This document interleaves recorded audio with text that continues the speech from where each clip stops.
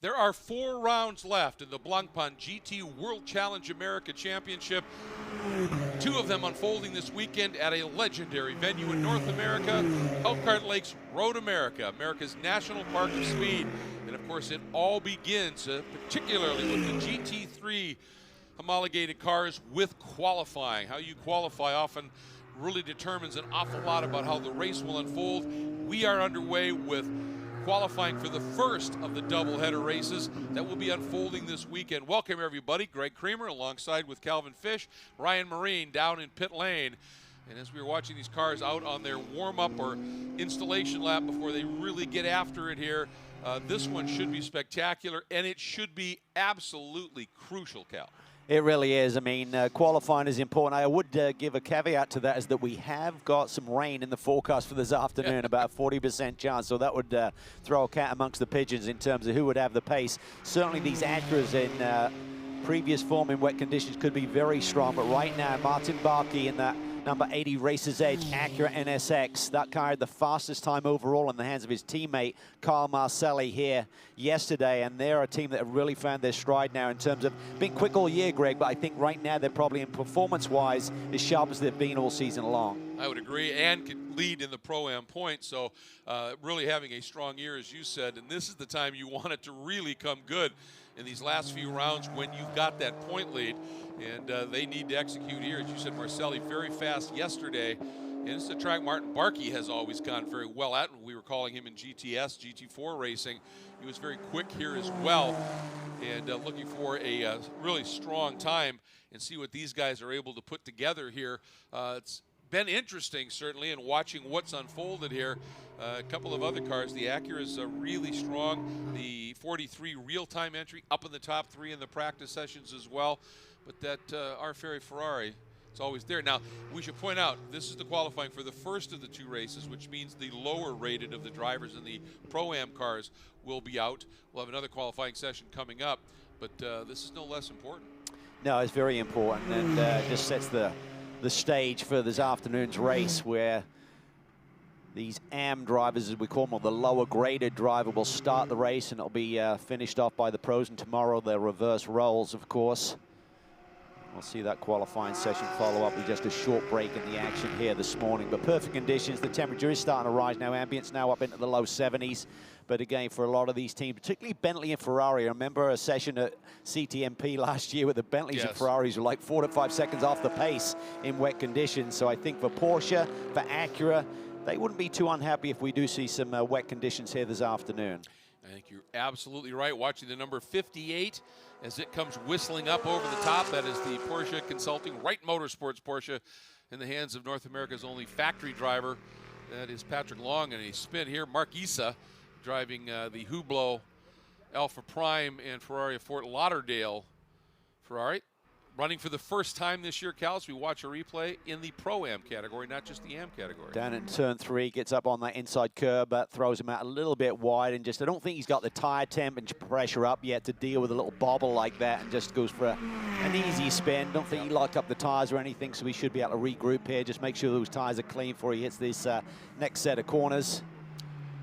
And turn 3 is one of those hugely important corners leading on to this long run from 3 down into 5. So you need to pick up throttle early, and as you said, just snuck away from him up through the very tricky turn 6 on the recovery. Mike Hedlund right now has just set a very quick first sector in the Am category, and we'll see where he slots in. Right now it's Bechtelsheimer, the number 5 Gradient Racing Unit Nutrition Pro-Am Acura that's up on the top of the charts, and Hedlund comes through and is just a tick off in second. Barkey is third. And looking down at see who's going to be putting together some strong runs at this one. Keep an eye out. Just saw Daniel Serra, the number 61 Ferrari, just set the fastest first sector time by a chunk, Cal.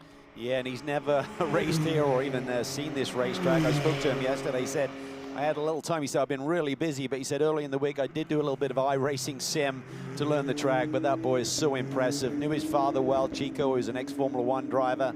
Chico Serra is actually the man who introduced Ayrton Senna to British racing, brought him over, told Ralph Furman from Van Diemen Racing, I got the fast man coming, and boy, was he prophetic in terms of getting Ayrton Senna de Silva, as he was known when he first gone to the British shores. But good racing family, and Daniel's really been really quick in this Ferrari. Got drafted in because Miguel Molina had a conflict with the WC race for Watkins Glen, and they've decided to keep him in the car for this weekend as well. And he just set the fastest first and second sector times.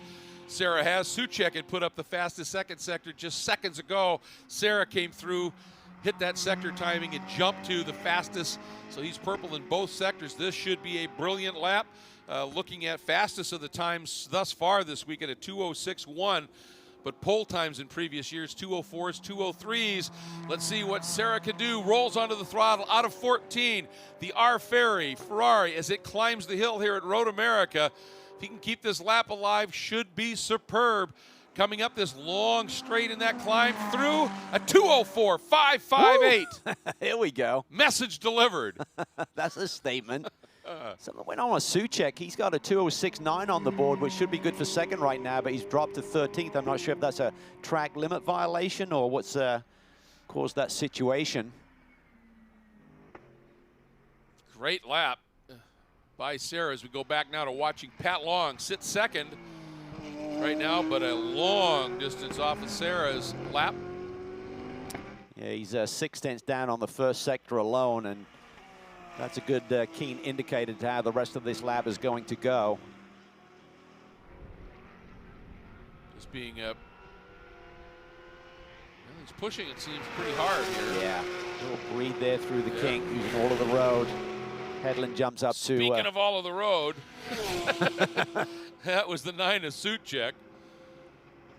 I'm not sure why he got that lap taken away. We'll haven't got clarification on that yet, but Bentley's, I spoke to the team yesterday. I said, what's going on?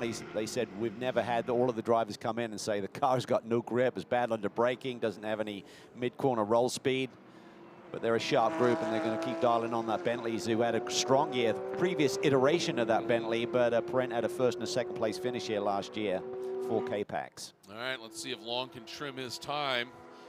He had a 2:07.2, gets it down to a 2:06.4. And for a moment, Rodrigo Baptista, the number 3 Bentley, had jumped to second. Now Long takes that spot back. Baptista is third, and Soucek now fourth in that Bentley. And again, but the margins, Greg. Yeah, unbelievable. Sarah 2:04.5. The next quickest man is Pat Long right now at 2:06.4. Yeah, unbelievable. And you mentioned it, Soucek had turned to 2:06, but they're giving him a 2:07.3. So I wonder if there was a track limit violation of some sort. Moment here for Sarah, who's going for one that was quicker still. As Canada corner bites another one. That is you're coming from such prodigious speed. Yeah, and he actually had some really good sectors, purple in sector 2, so there's potential there for more, and he just got a little bit greedy down into Canada, and wisely, you got to start on these tires, so he wisely gave it up rather than locking them up and trying to make the corner. I'm sure the team is saying you got about a 2-second advantage right now. I don't expect that to stay, but even so, I'm not sure anyone's going to get near that mark. Exactly, and if they continue to try and do it, as you said, they're going to take more out of their tires. This has delivered a pretty nice psychological blow to everybody else here as we're watching Baptista. When you hear that on the radio, you're like, what? Yeah. I'm on a good lap, and I'm 2 seconds off. Well, this racetrack at 4 miles in length obviously accentuates any advantage that you may have. Very long corners, long lap. But even so, it's a brilliant performance by Daniel. Yeah, he is truly a special level talent. All right, riding with Baptista here, currently sits in the 3rd spot. Coming up the hill. 2:06.671. Still 3rd. Improved his time, but not enough. Let's see what he can do on this lap. They're saying in that first turn, that big, long, wide curb, if you've got 8 tires still on that curb, you're okay. But if you float the entire car past the outside of that curb, that's a track limit violation. It's Long coming in saying, well, that's what we got, but They've got to be just gobsmacked at that margin. Yeah, I think thinking ahead to the next segment of qualifying, where it'll be Tony Vilander aboard that 61 Ferrari. Expect him to have similar pace, but I think you're going to see some of the other drivers. You're going to have the pros from the Pro-Am class cars in the car, guys like Kyle Marcelli, Dane Cameron, etc. I think they're going to be stepping up those marks a little bit and be a little bit closer, but I'm not sure anyone's going to. If Vilander can lay down a mid to low 4 as well, I'm not sure if anyone's got enough speed to attack that. Yeah, that's remarkable. The 2:04.5 again. Pole here in 18 was a 2:04.9. There was in 2016 Adderley Fong in the Bentley turned to 2:04.2, but Butch Leitzinger has the GT3 record here from 2015 at a 2:03.9. As we were watching the number 3 of Baptista, he's backed off it. Here's Mike Hedlund, who currently sits in the 5th overall spot, but on the provisional pole in the Pro-Am category in the number 43 Real-Time Racing. HPD and Redline Oil. Acura with Till Bechtelsheimer, the number 5 Unit Nutrition. Gradient Racing entry behind him, the 91. Anthony Imperato in the Henry Wright Motorsports. Porsche sits 3rd in AM, 7th overall. George Kurtz in the CrowdStrike. Mercedes from DXDT sits 4th in AM and 5th is Martin Barkey in the Racer's Edge Acura. And with the number 7 entry of Fuentes and Isa moving up to Pro-Am, primary reason being is that Martin clinched the championship in the AM category at Watkins Glen, and so they decided to move up and try the Pro-Am ranks, and Marquise had that early spin, so they're back a little bit, and it's Takeda in the 96 Turner entry that runs in the lead in the AM class. How solid was Mike Hedlund at Watkins Glen? Oh my goodness. The Real-Time boys did an awesome job. Dane Cameron brought the car in the lead, pitted a little bit later than some of the other drivers, and they executed the perfect pit stop. And this put Mike Hedlund, with nowhere near the amount of experience as some of the guys that he leapfrogged around, out front overall. That's a tricky one, just clears him in time to turn in on the right line. This is still a good lap going for Mike, and held off the likes of Daniel Serra for many laps there, and eventually said, okay, I've had my moment of glory, let's just back out of this and consolidate the class win. But just he has really found a great home here at Real-Time Racing. Yeah, well, you had said during that race, you said, I don't know that he can hang on for another 20 minutes. When I talked to Mike here, he said, if I've been able to hang on up to the 10-minute to go mark, he said, I may have thought about defending a little bit. He said, but when they got to me and I could see they were getting really racy, he said, our aim is Pro-Am. And he just wisely opened the door when they made that big lunge and let him through. But it was fun to watch, wasn't it? It was, and that team's on a roll. I mean, Dane Cameron's had a couple of teammates. They missed the first round of the championship, and then he came on board with Brett Curtis. Brett got injured at CTMP, hurt his back, said the car is really not a good fit for him in terms of fitting in the cockpit, not in terms of the driving style. So they brought in Mike Hedlund. And for Dane Cameron, he's been on a bit of a charge, and he now sits 21 points back of Barkey and Marcelli. There's a 7-point swing each weekend, so if he continues to do that, and sweeps to finish the season, that would get in the championship. So for Marcelli and Barkey, I think this is a key race. They need to get that win and stop that assault from Dane Cameron. Yeah, they absolutely do. And you look at where things sit right now, Hedlund would start in the inside of the 3rd row, and Barkey would be on the inside of the 5th row. So that's not exactly where they want to be right now. But you're right, it's just been a remarkable charge after missing the opening 2 rounds for this team in this car. And certainly for Dane Cameron. And it certainly kept things compelling. Love all the signatures on that car. Yeah, what a night we had here on Thursday evening. Did the parade from the track down to Elkhart Lake Town, the village there, and outside of the famous Siepkins Bar. It was a pretty cool night. Big turnout of fans, and it was very enjoyable. And the Real-Time team allowed all of the fans and spectators to sign the hood. And I think Mike's frustrated at someone who got in his way there. Yeah, probably at Bechtelsheimer. He thought, whoa, and a spin there. That's Kevin Milstein in the number 38. And as the Porsche he shares with Alex Barron, just getting it wrong, unfortunately, right in front of another car who was able to avoid him. But, Kevin, along with Alex, stepping up to the GT3 ranks. Kevin, a longtime Ferrari Challenge competitor, but grabbing the GT3 Porsche that they are fielding right now, the K2R entry, as the checker flag flies. Watch it right here. Baptista, yeah. That'll I'm frustrate sure Rodrigo was sure how far, which way to choose. Yep. You got an escape route with the grass there, and that kills Baptista's. He's the last guy out there with a shot at moving up in position. All right, well, as we look here at the checkered flag flies, 1.8 seconds Sarah has over Pat Long. Are they surprised themselves, Ryan? Well, we'll ask Daniel Sarah, your first trip here to Road America, pole for race one by a pretty massive margin. Are you surprised at the advantage that you and the Ferrari has had relative to the competition? Yes, for sure. We were not expecting this. Yesterday I struggled a bit because it was my first time in the track and the degradation is quite high. So you start to understand the track, but you don't have the grip, so you don't know exactly where you are. We had to change the car from yesterday. Setup it's better. Everything works super fine. I could put all the sectors together, so yeah, I'm happy. You're here, of course, to win races, but also to help Tony and the team win a championship. How much do you feel that? Are you thinking about that when you're out on the track? Of course, on qualifying, I think we forgot everything and we just want to push and do our best. But in the race, of course, we have to look to the competitors and manage the race to score as much point as we can and to help Tony win this championship. Our camera guys caught a little bit of a wobble from you in Canada corner. How under control was that fast lap that you were able to set? I have to say, like, I was not expecting to go as fast as this comparing to yesterday. Car is much better. Of course, it's cooler now comparing to second session. And I had some moments. I had to say I was quite on the limit, but it's super nice when you can go to the limit and still be super fast and don't lose anything. So I'm pretty happy with the lap. Well done. Welcome back. Thank you.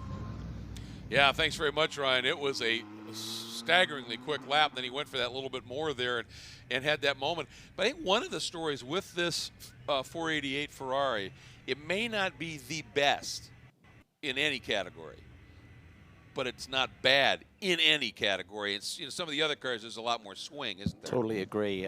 Dry racetrack, any racetrack we visit, it's always in the mix. I would say the big question mark, and Tony Vilander spoke to me about this, I believe it was at Watkins Glen where there was a threat of rain. Mm-hmm.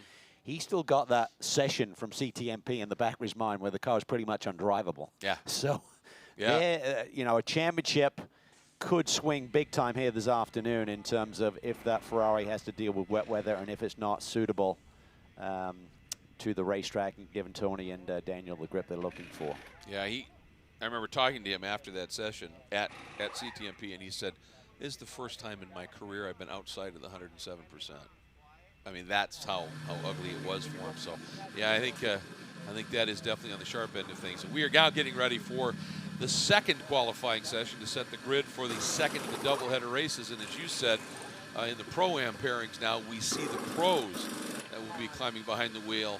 We're talking about guys like Dane Cameron, Trent Hinman, Bathurst winner Matt Campbell, guys who are just wickedly fast. Let's not forget Ryan Diala, that third overall qualifying effort at the Glen. Yeah, he was very quick at the beginning. A little disappointed with his start and ultimate finishing position there, but he had a lot of pace there, so that DXT team continues to operate. And this team could be strong this weekend. Colin and George did a test here, so they should be very strong in the sister car this weekend.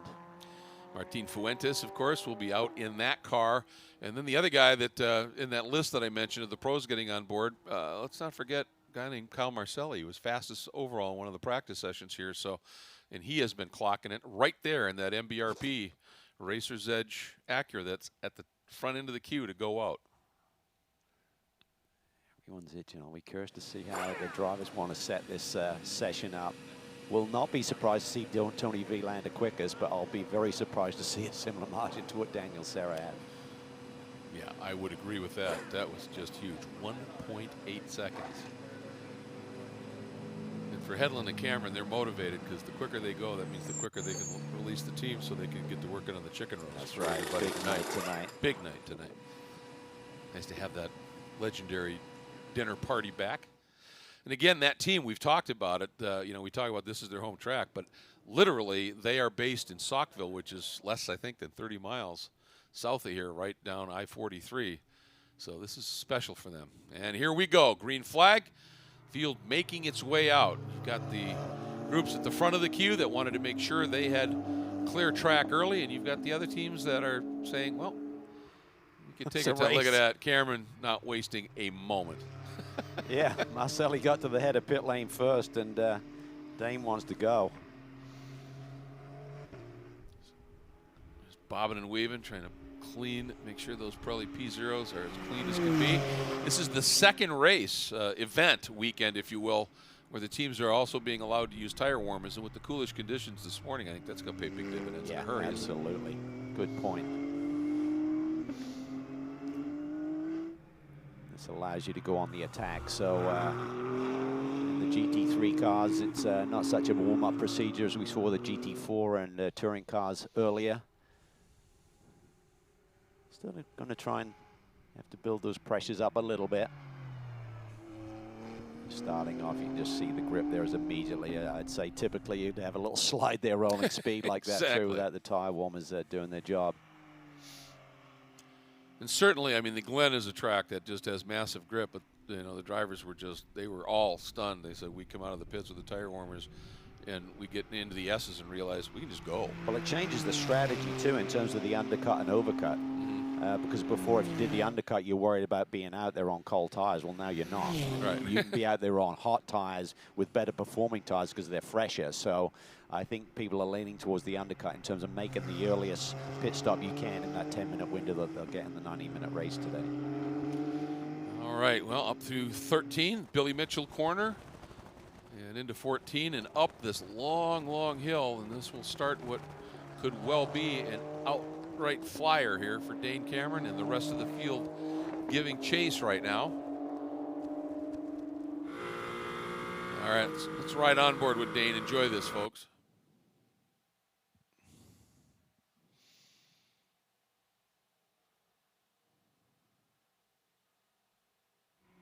Well, a little bit of lock up there, so we'll get back to these cameras.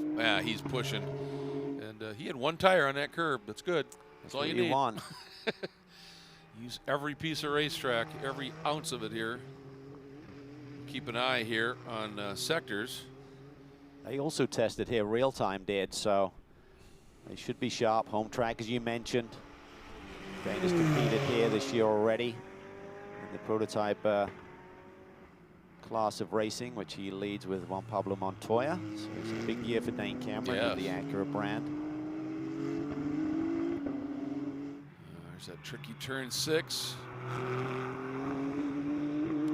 TC kicking in, you can hear that little interruption of power being delivered there as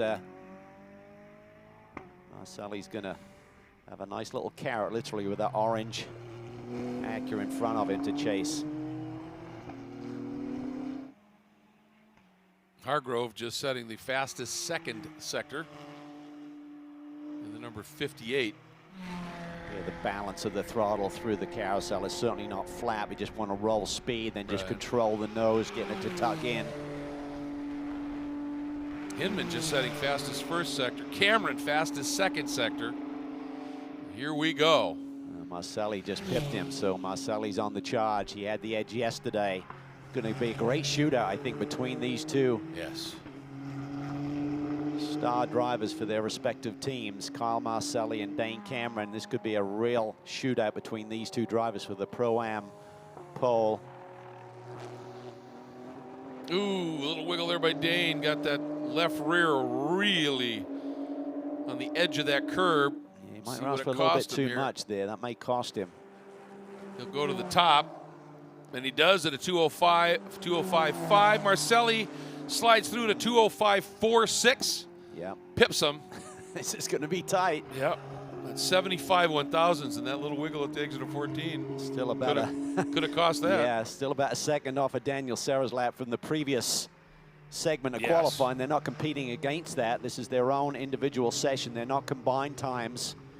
This is going to set the grid for race 2 tomorrow. Mr. Vielander.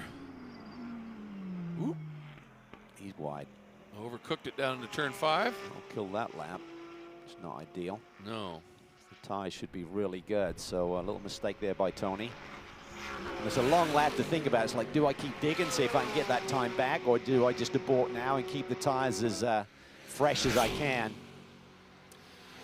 And Matt Campbell in the 91 has just set fastest second sector. The car he shares with Anthony Imparato, the Henry Wright Motorsports car. So we're watching that team car of Hargrove. Let's see, Ryan Dial now sets the fastest second sector time. This is a great session we've got going on right Yes, now. it is. Campbell, what a star he is. He's up to third overall and in Pro-Am. Pretty telling at this stage that the top three cars are all Pro-Am cars. Parent in the number 9 comes through 4th overall, fastest of the pros at a 2:05.82. There's a ton of cars. Top 6 cars are all underneath the 206 bracket. Marcelli still holds. Dial jumps to 3rd. Another solid lap by him at a 2:05.5. Climbing the hill to turn 6. Such a difficult corner. You crest that hill, you just got to really time the sweet spot, getting the front pointed in. Boy, Campbell got the power down well there. Didn't he? Not even a twitch. That car is hooked up right now. This could be his sweet lap. This may be his best lap he can put together in terms of the grip of the tire. Sitting 4th overall. Short shift there on the power early, immediately grabs another gear. Kind of need that lower gear to get the car to turn in. It'd be lazy on turning in the higher gear, but he immediately jumps up to that higher gear as he exits the corner. Wasn't even at track out. What a sound this is. Truly is nothing more iconic in sports car racing, the sound of a flat 6 Porsche. Fastest second sector for Campbell. This is a big lap he's putting together.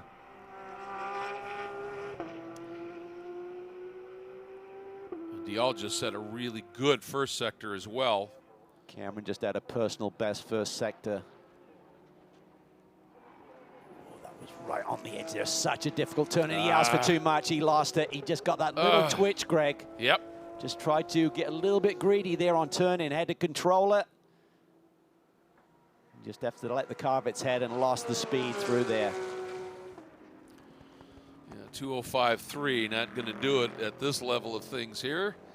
So we were watching Andy Suchek, who was very quick, or Parent, very quick earlier, and made that big move up into the 5th spot overall, a 2:06.2. Not quite as quick as the 2:05.8 he ran previously. Greg Leafage having a problem. Oh, and Martin Fuentes. Don't see this often. This could be potential red flag. Yeah. If anyone's on a lap, you better try and finish it off as best you can. Cameron, personal best first sector, but not his personal best second. So I'm not sure if he's going to have enough to jump ahead of Marcelli. Maybe ruin that little twitch that he had into turn 14 early in this session. The guy who's got to be very concerned right now is Vilander, although he just jumped up to 6th overall. We have a red flag. Yeah. Red flag is out, and Vilander had just, Cal, jumped from 11th to 6th. That could have been massive. So did Tony get the lap in before the red? It looked like it. Okay. I was watching the monitor. He popped up to 6th, then the red Cameron's came in up pit on the lane. monitors, so that I'm sure will be reviewed, but it seemed as though he clicked through before all of our electronic indicators, our scoring system, went red. So Marcelli has the pole by 75 1/1000ths over Cameron, and DL a further 5/1000ths behind them. Yeah, slightly different than that first qualifying session. Yeah. Well, I think Tony Vilander is going to be ruined that little mistake he made down into turn 5, because that ruined that lap. Well, it's fascinating right now. Top 4 cars, all Pro-Am. Clock has stopped. Yes, that's one of the things they did say in the driver briefing, that in qualifying, because there is a little bit of margin in the schedule, they will stop the clock as long as they can. And Check if we the can, tires, you can do a pressure adjustment. if they can get Martin Fuentes removed quick enough and get back out again here. Now, sitting here, obviously you're not going to be able to take the tires off, go put them in the warmers, etc. They get back out with 6 minutes to go. What'll this do to the tires as they sit and cool? I mean, obviously they're going to need that outlap once again. See if we can just catch the end of it. Yeah, it's that little twitch. This is exactly where Matt Campbell had that little bobble. As you turn in, you're on the brakes. There's a little bumpy there. The car kind of jostles around, and Martin, very rarely do we see him make a mistake, but just loses the Ferrari and beaches it. And it's just too much of an impact zone for the session to remain green. Well, as we sit under the red flag, let's get down and hear from Ryan Moraine. Martin Barkey is the co-driver for Kyle Marcelli, who's currently P1 overall. He's been fast. This car has been fast all weekend. What is this NSX like to drive around this place? Well, like always, the Acura NSX is always a great car to drive. This is a great track. What a killer venue. You know what? I struggled with the car. I am not happy with my quality at all. Kind of annoyed, but you know, once again, happy to see Kyle. Tip my hat to Kyle. He just put down a flyer. He's struggling with an issue in there as well right now. So we're really fortunate that we are sitting P1. There is, what, 6 minutes to go, Ryan, I think. So, you know, with the red flag situation, anyone can go out there with some cool down tires and maybe put a flyer in. So it's going to be close. What is he dealing with in the car right now? It's top secret, can't tell you. I had to ask. You have to Can't blame you. Yep. But for you, what can you do to get a car that's a bit more comfortable for you when you get to the race? Well, you know what? First off, it's really not the car. We're struggling with one mechanical situation that, for me, I just wasn't happy with it. I think it was rectified for Kyle's run here. And also, you know, I'm not the guy to point at the car all the time. So I just, honestly, I didn't stitch together the perfect lap, and a little disappointed in myself for that. But that's quality for you sometimes. You guys are in the midst of a championship run. You've been kind of in command of this Pro-Am championship this season. Are you looking over your shoulders at all with the form that we've seen from real time the last few races? Gee, what do you think? Yeah, probably a little bit. You know, I gotta say those guys have come on strong in the back half.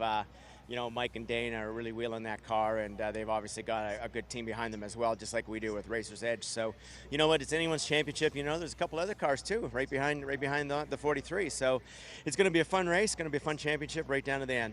Hey, good luck the rest of the way. We'll see you out for race 1 later today. Thanks, Ryan. Cheers. He's absolutely true about, you know, in the Pro-Am category, you know, these two cars, these two Acuras that you're focusing on, but Till Bechtelsheimer has had moments where he's been extremely fast. With Trent Hinman, you've got a guy who drives this car in another championship who's leading that championship, so he can get it done.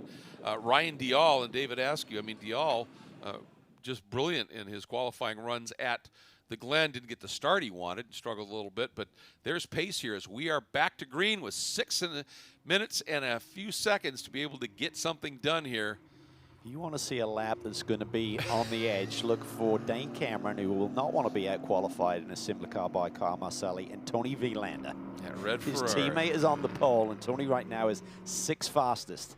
He needs to execute and put it together, our championship leader. Yeah, it's going to be fun to watch Tony on the, after they complete this outlap, the next two.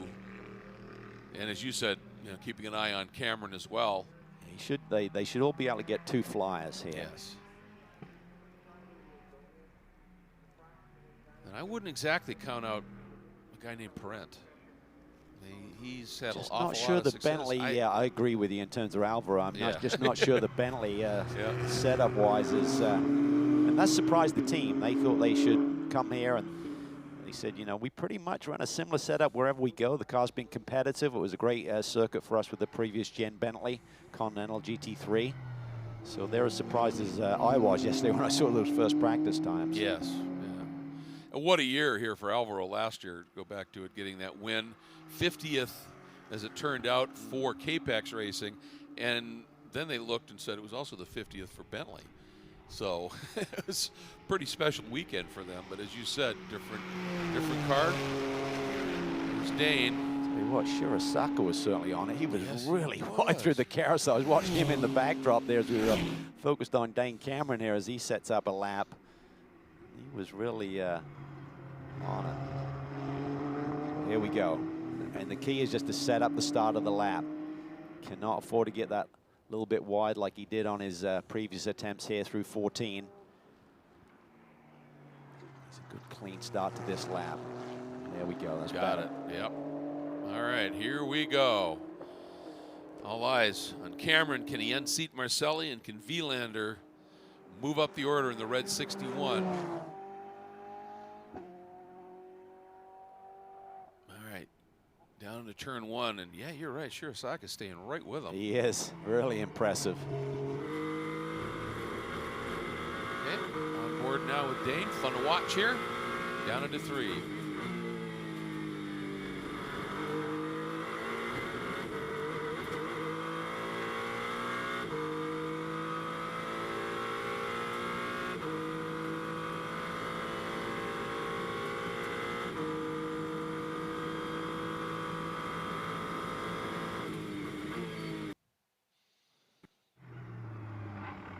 Ooh, little mistake again.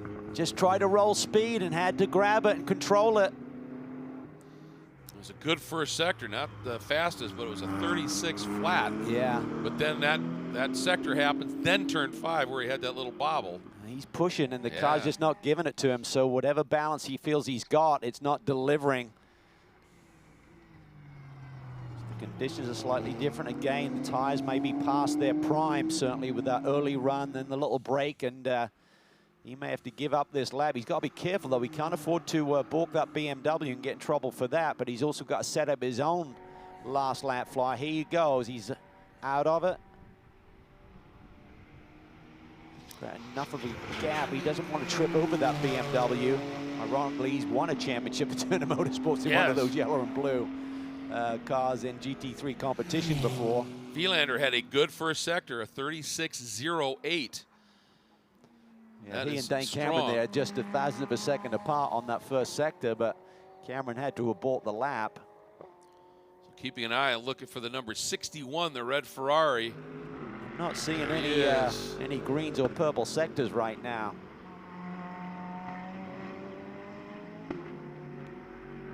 Vilander a 51.2 in the second sector. That's not bad.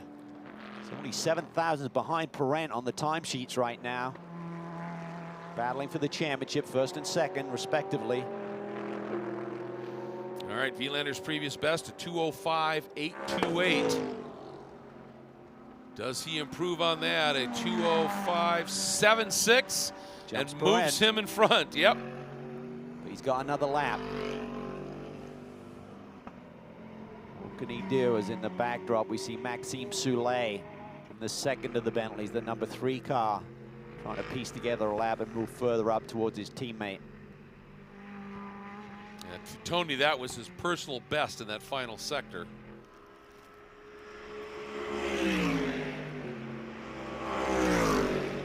All right, coming up on 1 minute to go. All right, huge for Vilander here. Down into 5, wide the apex. Again. He's just struggling in that corner. That's where we saw him even further wide earlier in this session.